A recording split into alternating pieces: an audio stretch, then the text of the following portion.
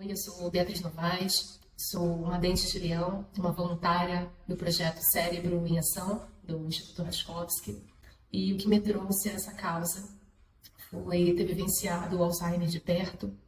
O meu pai atravessou a doença de Alzheimer por 12 anos e nós estivemos presenciando essa evolução da doença por esse período bem desafiador, né? E a intenção é contar um pouquinho dessa história para quem também tem familiar com Alzheimer. E para dizer que hoje é possível que você evite, atenue as possibilidades de desenvolver a doença. Meu pai começou a dar sinais aos 80 anos. Ele começou com os esquecimentos. 15 anos atrás, com menos informações, nós atribuímos isso à fatalidade. E à medida que o tempo foi passando, os sinais foram evoluindo também. Ele começou com esquecimentos, depois se perdendo na rua. Meu pai sempre foi muito independente. Meu filho era pequeno na época, meu mais velho, e toda vez que eu visitava, ele separava a mesma coisa, eram pacotes e pacotes de esmo para ele desenhar. E ele não lembrava que tinha dado, então a gente colecionava esmo. Foi muito difícil, porque meu pai ficou bem arredio no avançar da doença. Ele não aceitava que desse banho, ele não lembrava das refeições, então era bem difícil, porque ele comia muito, em muita quantidade, mas em contrapartida foi emagrecendo muito. Minha mãe chegou a amarrar a geladeira, porque ele acordava de madrugada querendo comer, reclamava que não tinha jantado, ficava bem agressivo. E foi bem desafiador para ela. O cuidador sofre muito, principalmente quando é alguém da família. Primeiro que é muito exaustivo o cuidado, e tem envolvimento emocional de você acompanhar aquela pessoa avançando para um modo vegetativo, e isso é muito difícil.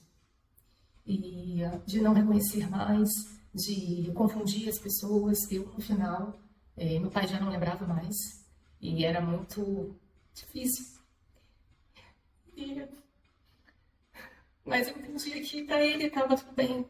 No final, depois, com a regulagem da meditação, a gente chegou ao diagnóstico do Alzheimer bem depois. A gente já estava com 7 anos que a doença já tinha evoluído. E meu pai depois teve que usar fralda. Ele foi perdendo a gestão dos sentidos, né, da alimentação. Ele ainda no final ainda comeu, foi o último sentido dele que foi o movimento. Mas ele também no final não conseguia mais, ele não conseguia mais deglutir.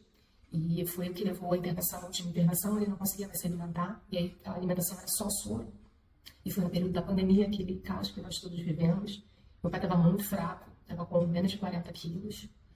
E ele, na verdade, não suportou a fraqueza e a gente atravessou essa despedida. Mas foi bem desafiador, né? E o que eu posso deixar de acolhimento para quem tem um familiar com Alzheimer é que é o amor. É o amor.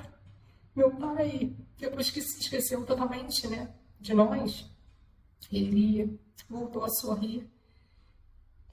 Meu pai era uma pessoa extremamente ansiosa, estressada. O Alzheimer acabou levando tudo, as memórias e esse pesar também de emocional, né, de estresse. E a família sofre muito, né? Depois da regulagem do medicamento, ele organizou melhor a rotina dele, e isso a gente sentiu muito para a qualidade de vida dentro do quadro dele. Como é importante estabelecer uma rotina, horário exato de refeições. Ele era inserido em muitas atividades. No fim, a gente decidiu por compartilhar a responsabilidade do cuidado com um centro especializado. Então, ele ficava acomodado numa casa com amparo médico. Ele assistia a missa, ele tinha aula de dança, tinha dinâmicas com fisioterapeutas. Para ele foi muito importante, porque isso serenou também, mas para a família é muito doloroso. Para a família que está assistindo ali a pessoa em vida se despedir, né, do não reconhecimento. E o que eu posso dizer é que o amor é que é capaz de acolher o familiar.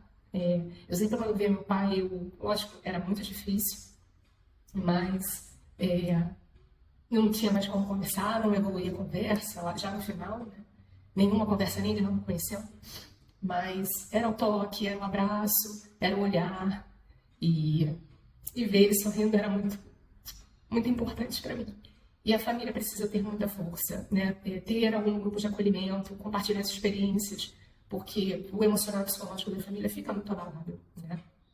E é quem mais sofre, na verdade. O cuidador também, se for familiar, é o que mais sofre. E dizer também que o Alzheimer, ele pode ser prevenido. Eu, depois desse episódio do meu pai, eu mergulhei muito mais em adotar práticas de prevenção para minha vida e disseminar isso onde eu puder. Foi o que me trouxe a séria prevenção, ter a oportunidade de compartilhar essa história e de apoiar a prevenção do Alzheimer.